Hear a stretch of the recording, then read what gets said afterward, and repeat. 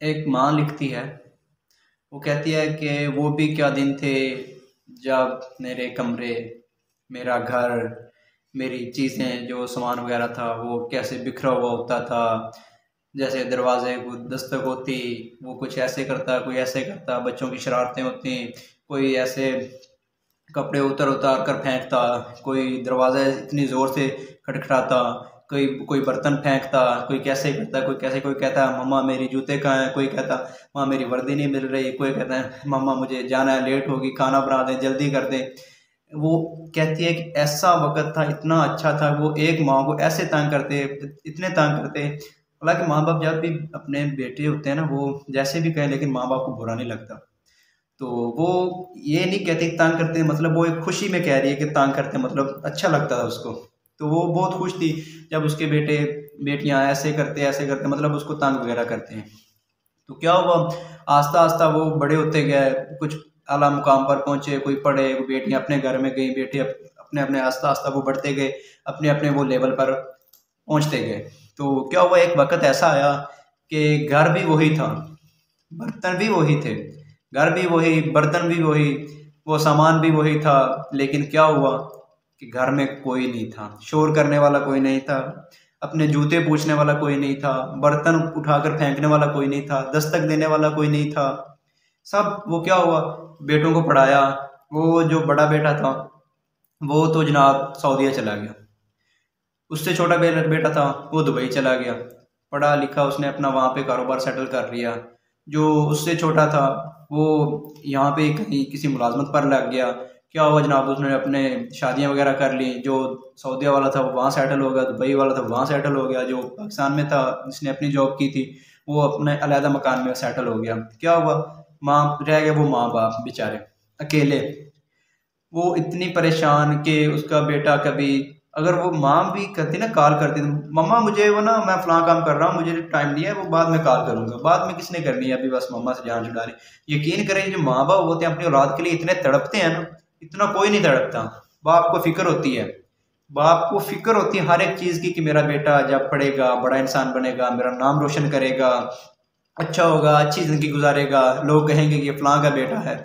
तो बाप को ज़्यादा फिक्र होती है, लेकिन माँ को मोहब्बत ज़्यादा होती है। बाप को फिक्र ज़्यादा होती है, माँ को मोहब्बत ज़्यादा होती है। दोनों ही हमारी ज़िंदगी के एक बहुत अहम हिस्सा होते हैं, जिन्होंने हमें यहाँ से लेकर यहाँ तक किया, और वहाँ तक जहाँ तक हम पहुँचने के, हो सकता है कि ये हमारी मदद ना कर तो हम यकीनन कभी नहीं पहुँच सकते थे।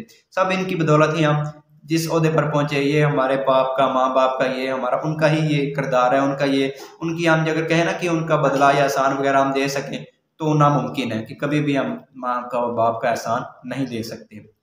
तो मम्मा वो क्या, माँ क्या क्या कहती है, मैं बेटे को कॉल करने की कोशिश तो करती हूँ, लेकिन फ़ोन उठाकर रख देती हूँ, डरती हूँ कहीं कि ये मेरा बेटा, जब वो आप छोटे हो, आप पर माँ बाप ने इतना काम किया, इतनी मेहनत की, आपको खर्चा दिया, पढ़ाया लिखाया, जब आप बड़े हो गए तो माँ बाप आपसे डरने लगे। क्यों?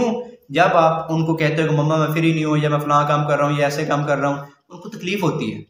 तकलीफ ऐसे होती है, वो कहते हैं देखो इतना छोटा सा था, इस पर हमने मेहनत की और आज ये हमें ही टाइम नहीं दे रहा। हम जैसे भी हैं, जिस जगह पे हैं, लेकिन माँ बाप की नज़रों में हम बहुत प्यारे होते हैं।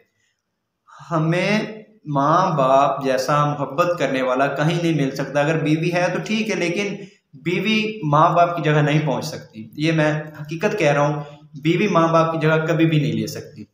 तो इसलिए माँ बाप बहुत प्यार करते हैं हमसे, बहुत प्यार करते हैं, तो हमें भी माँ बाप के अब उनका आदाब करना चाहिए, उनका ख्याल रखना चाहिए। हमारे हजूर अकरम सल्लल्लाहु अलैहि वसल्लम भी यही कहते थे, अल्लाह ताला के बभी हुक्म है वबिल वालिदैन एहसानन, और वालदैन के साथ भलाई भलाई करो, एहसान करो, मतलब वालदैन का ख्याल रखो। तो हम क्या कहते हैं, करते हैं जनाब, अपने काम में लगे हुए हैं, माँ बाप का पता ही नहीं, माँ बाप बीमार है कैसे नहीं है, बिल्कुल भी नहीं पता। ओ यार, हम किस किस माने में आ गए हैं यार, जिन्होंने हमें, जो हमारा बैकग्राउंड है, हमारी जो बुनियाद है, अगर हम उसको ही छोड़ देंगे तो हम कैसे कामयाब हो सकेंगे।